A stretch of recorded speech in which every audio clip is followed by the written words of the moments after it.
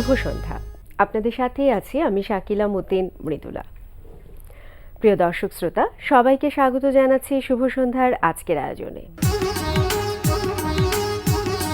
আজ শুভ সন্ধ্যায় থাকছে চলতে থাকা প্রদর্শনী, এনটিভি হাইলাইটস এবং জনপ্রিয় অভিনেতা ও নাট্য ব্যক্তিত্ব তারিক আনাম খানের সঙ্গে আলাপচারিতা। প্রথমেই চলতে থাকা প্রদর্শনী।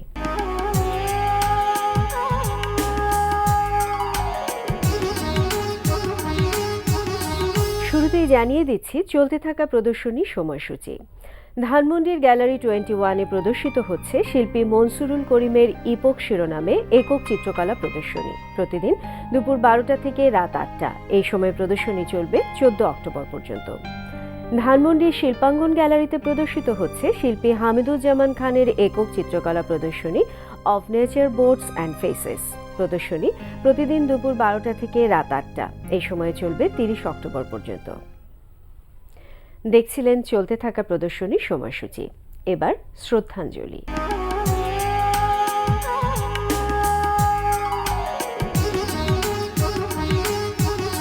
আজ বিশ্ববরেণ্য চিত্রশিল্পী এস.এম. সুলতানের মৃত্যুবার্ষিকী। সুলতান 1923 সালে 10 আগস্ট নড়াইলের মাসিমদিয়া গ্রামের দরিদ্র কৃষক পরিবারে জন্মগ্রহণ করেন। আবহমান বাংলার ইতিহাস, ঐতিহ্য, দ্রোহ, প্রতিবাদ, বিপ্লব, সংগ্রাম এবং বিভিন্ন প্রতিকূলতার মধ্যেও টিকে থাকার ইতিহাস তার শিল্পকর্মের অন্যতম অনুষঙ্গ।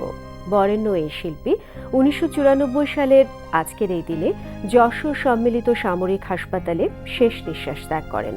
আমরা মৃত্যুবার্ষিকীতে বরেণ্য চিত্রশিল্পী এস.এম. সুলতানকে স্মরণ করছি গভীর শ্রদ্ধায়। এবার এনটিভি হাইলাইটস।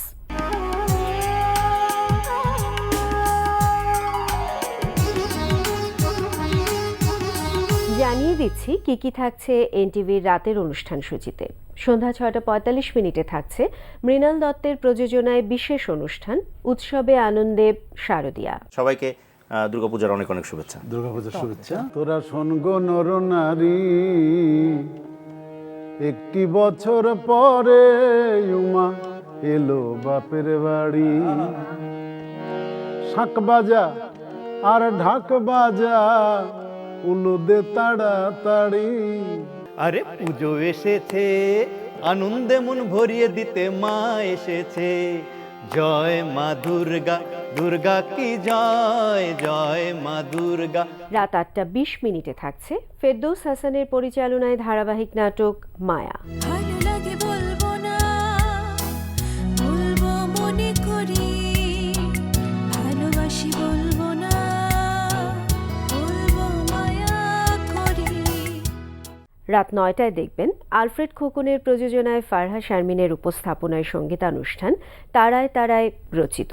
নিচুর কাছে নিচু হতে শিখলি না রে মন, তুই সুখী জনের করিস পূজা, দুঃখীর যতন মূঢ় মন। সুখী জনের করিস পূজা, দুঃখীর যতন।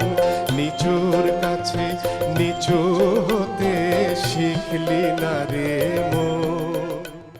রাত 9:40 থাকছে সুমন আনোয়ারের পরিচালনায় ধারাবাহিক নাটক সিনেমাওয়ালা।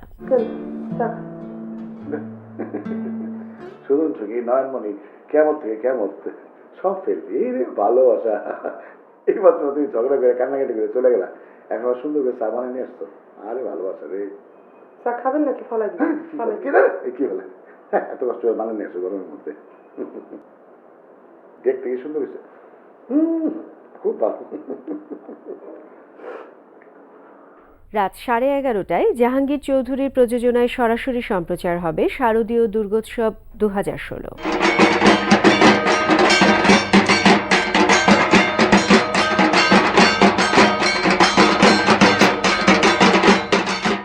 এই ছিল এনটিভির রাতের অনুষ্ঠান সূচি। এরপর আসছি আলাপচারিতায়।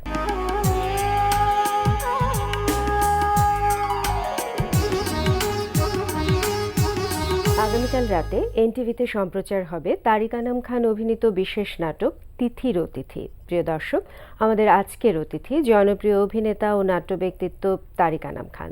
চলুন কথা বলি তার সঙ্গে। শুভ সন্ধ্যা। শুভ সন্ধ্যা। ভালো আছেন?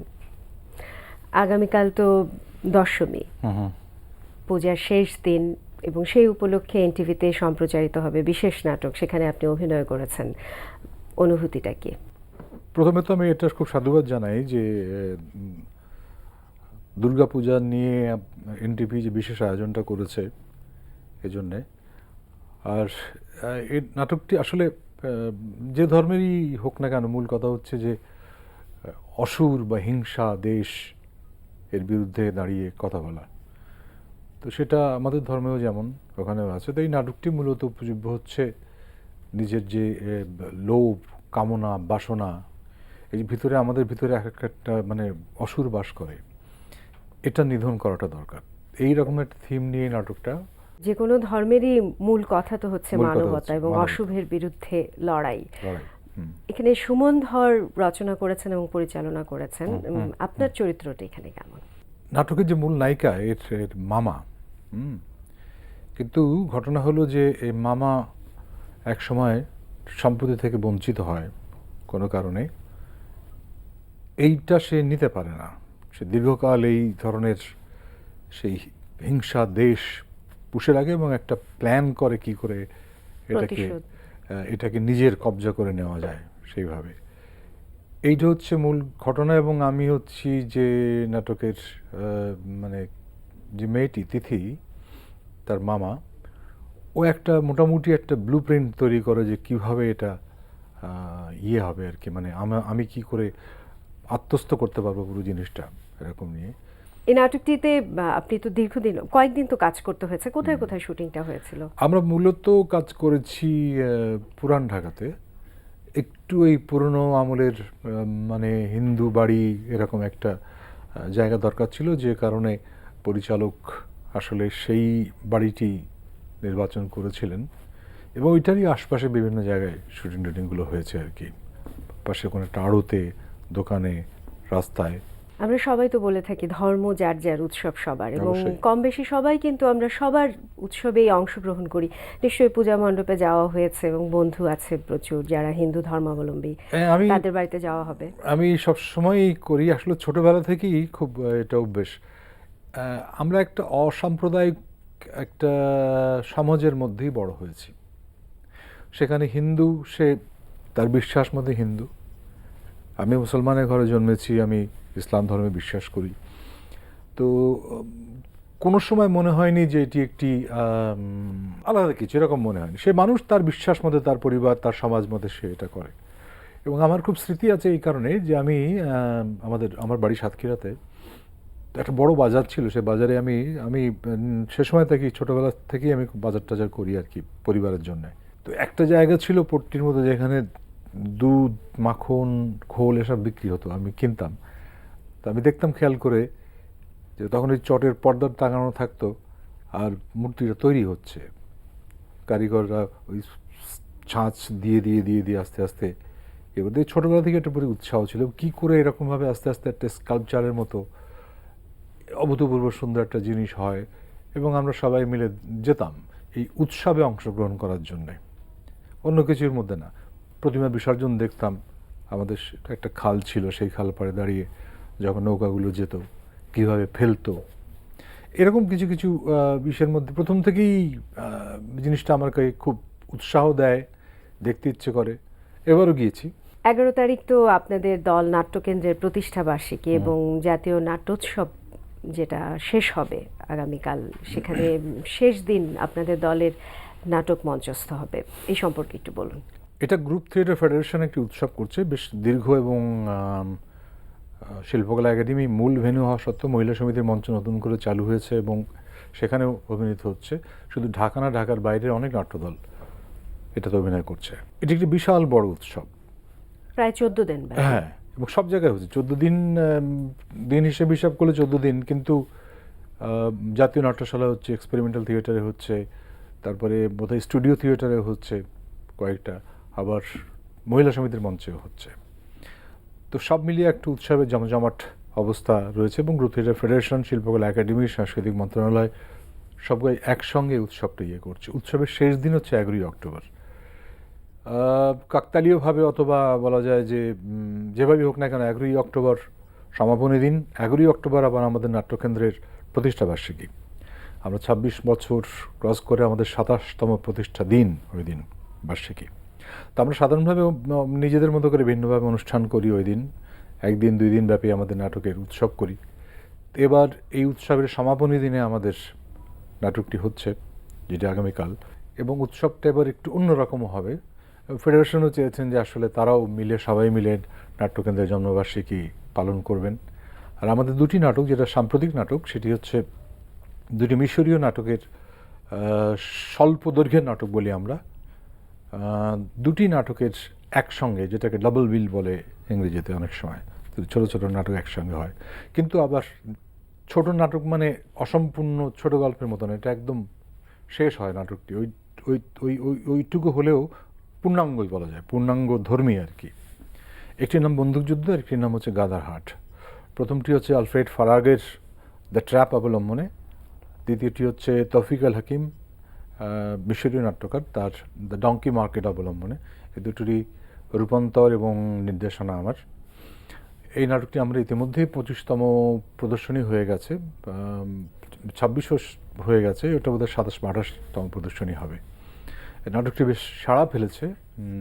মূল থিমটা কি দুটো নাটকের? মূল থিম যদি বলি, সেটি হলো, প্রথমটি হচ্ছে যে গ্রামের এক চেয়ারম্যান যে আসলে সন্ত্রাসের সঙ্গে জড়িত, খুন রাহাজান ইত্যাদি করে ক্ষমতা টিকিয়ে রাখার জন্য।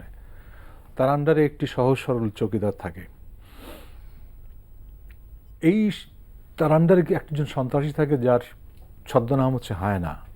তাকে ধরার জন্যে সে অনেক খুন খারাপি করেছে, যার সঙ্গে এই দুজনও জড়িত আছে, এই গ্রামের চেয়ারম্যান এবং চৌকিদার। তো তখন সরকার একটা পুরস্কার ঘোষণা করে একে ধরিয়ে দেওয়ার জন্য। এখন এরা পুরো যায় উভয় সংকটে, যে কী করে এর থেকে উত্তরণ হবে, একে দরকার। তখন চেয়ারম্যান সিদ্ধান্ত নেয় যে আসলে এই লোকটিকে মেরে ফেলতে হবে। এখন কীভাবে, তাকে গভীর রাতে আসতে বলে এই জায়গায়, এবং চৌকিদারের সঙ্গে একটা মোটামুটি পরিকল্পনা করে যে কীভাবে হত্যা করা হবে বা কীভাবে মারবে, এবং পুলিশের কাছে কীভাবে বলবে, কারণ 10 লক্ষ টাকা তার নামে পুরস্কার ঘোষণা করা আছে। তো এক ঢিলে 2 পাখি শিকার করার মতো, পুরস্কারটাও পাবে, আবার তার পথের কাঁটাও দূর হয়ে যাবে। কারণ সে যদি ধরা পড়ে তাহলে এদের নামগুলো চলে আসবে, তারা বিপদে পড়ে যাবে। এই যে অন্ধকার জগতের মানুষগুলো যে বিভিন্ন পরিকল্পনা করে, হত্যা, ষড়যন্ত্র, এগুলোর সঙ্গে লিপ্ত হয়, কিন্তু শেষে গিয়ে তারা কিন্তু নিজের কুল রক্ষা করতে পারে না। আর পরের নাটকটি হচ্ছে দ্য ডঙ্কি মার্কেট, গাদার হাট। এটা একটি মজার নাটক আর কি, একটু একটু কমিক্যাল, কমেডি ধাঁচের নাটক। দুজন বেকার যুবককে নিয়ে কাহিনী, মানে তারা উচ্চশিক্ষিত হওয়ার পরেও চাকরি বাকরি পায় না। তো পাশে গাধার হাট হচ্ছে, ওখানে বসে 2জন চাকরি বাকরি লোকজন খুঁজছে যে কী করে হয়, খায় না, খাওয়া নাই। হঠাৎ করে তাদের একজন মনে হয় যে একজন গাধা কিনে আনছে এক কৃষক। তো একটা ট্রিক্স যদি করা যায় যে একজন বন্ধু ওই গাধার মালিককে ব্যস্ত রাখবে, আর একজন গিয়ে ওই গাধার দড়িটা গলা থেকে খুলে নিজের গলায় পরে নিয়ে বলবে যে আমি হচ্ছে সেই গাধা, আসলে অভিশাপে আমি এরকম হয়ে গিয়েছিলাম, তো এখন তো আপনার হাত দিয়ে আমার মুক্তি চলে এসছে। এখন গাধার যে মালিক সে বিশ্বাস করতে চায় না, কিন্তু সে বিশ্বাস করিয়ে ছাড়ে বিভিন্ন গল্প টল্প করে টোরে আর কি। আমাদের যে বিশ্বাস আছে প্রচলিত বিভিন্ন ধরনের, যেরকম হয় অনেক সময় শোনা যায়, তাকে বাড়িতে নিয়ে যায়। বাড়িতে নিয়ে যাওয়ার পরে এখন যেহেতু সে মানুষ, সে তো বুদ্ধি দিয়ে চলে, কৃষককে অনেক ভালো বুদ্ধি সে দেয় যে এই ফসলটা একটু এখন ইসের দাম বেশি, একটু যদি বার্গেন করা যায় তাহলে কিন্তু টাকাটা বেশি আসতে পারে।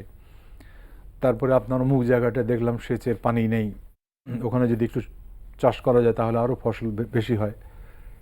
করতে করতে একসময় সে কৃষকের বউয়ের মানে বলে যে টাকা তো নেই, সেচ যে দেব, তখন বলে যে এই যে খালাম্মার হাতে চুড়ি আছে, চুড়ি বিক্রি করলে কিন্তু একটা সেচের যন্ত্র কেনা যাবে।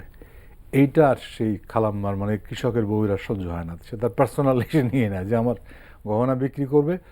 তখন হয় যে তুমি গাধা হিসেবে থাকবে, গাধা মানুষ হওয়ার কোনো দরকার নেই। তার মানে একদিকে হচ্ছে যে যারা শ্রম দেয় তাদের আসলে আমরা মনে করি যে তারা গাধাই, তাদের কোনো বুদ্ধি কিছু থাকতে পারে না। কিন্তু পৃথিবীতে বহু মানুষ দেখা গেছে আসলে শুধুমাত্র নিজের বুদ্ধিবৃত্তি দিয়েই অনেক দূর তারা অগ্রসর হয়েছে। সো এবং আলটিমেটলি কৃষক রিয়ালাইজও করে না ব্যাপারটা, এবং শেষ পর্যন্ত আরেকটা ট্রিক্স হয় যে এভাবে trick এ চলতে সে- থাকে এবং যারা দেখবে তারা বাকিটা হ্যাঁ, দেখে নেবে। পরে ওই গাধা যে করেছিল সে আবার চলে আসে এখানে, তাকে একটা ট্রিক্স করে আবার ওখানে দিয়ে চলে যায়। একটার পর একটা ট্রিক্স চলতে থাকে এবং ট্রিক্স গুলো খুব মজার খুব হয়। মজার, খুব মজার। এটা একটু একটু কন্টেম্পোরারি অনেক পাঞ্চ টাঞ্চগুলো আছে যে শিক্ষার আসলে কতটুকু মূল্য, মানুষের কতটুকু মূল্য, পৃথিবীতে গাধা হয়ে থাকা উত্তম না মানুষ হওয়া উত্তম, এই এরকম বিভিন্ন অনেক সিরিয়াস ধাঁচে মেসেজ আছে কিন্তু খুব খুব হাসির হাস্য এবং রসের মধ্য দিয়ে করা। আপনার কাছ থেকে আমাদের প্রজন্ম আরো শিখতে চায়, জানতে চায় এবং অনেক ভালো ভালো কাজের প্রত্যাশায় থাকলাম আমরা। আপনাকে অনেক ধন্যবাদ। আপনাকে ধন্যবাদ, এনটিভিকে ধন্যবাদ আবারও যে তারা দুর্গাপুজো উপলক্ষে একটা বিশেষ নাটক করছেন। আমার মনে হয় দর্শক আপনারা যদি নাটকটা দেখেন মনোযোগ দিয়ে তাহলে ভাল লাগবে। দুটো কথা শুধু বলবো যে যেভাবেই হোক বাংলাদেশের নাটক কিন্তু সবসময় খুব সমৃদ্ধ। বিদেশি চ্যানেলের প্রতি অনেকের আগ্রহ আছে। আমি মনে করি যদি একটু মনোযোগ দিয়ে তারা ধৈর্য ধরে আমাদের নাটকগুলো দেখেন, আমাদের নাটকের প্রচেষ্টা কিন্তু সাংঘাতিক। আমাদের প্রত্যেকটি নাটকের কন্টেন্ট বা কনসেপ্ট কিন্তু অসাধারণ গল্পগুলো। সুতরাং আমি কারোর সঙ্গে তুলনা করতে চাই না, তারপরেও বলতে চাই যে অনেক ট্র্যাশ অনেক কিছুই দেখছেন অনেকে, কিন্তু আমাদের নাটক যদি আপনারা দেখেন মনোযোগ দিয়ে, হয়তো বিজ্ঞাপন বাহুল্যের জন্য অনেকের কষ্ট হয়, এটা সত্যি কথা। তারপরে নিজেদের দেশীয় চ্যানেলে নাটক দেখলে দেশীয় চ্যানেলগুলো সমৃদ্ধ হবে, নাটক সমৃদ্ধ হবে। আর মঞ্চে নাটক দেখুন, মঞ্চকে সমৃদ্ধ করা প্রয়োজন। আপনাদের সবাইকে ধন্যবাদ, সবাই ভালো থাকবেন।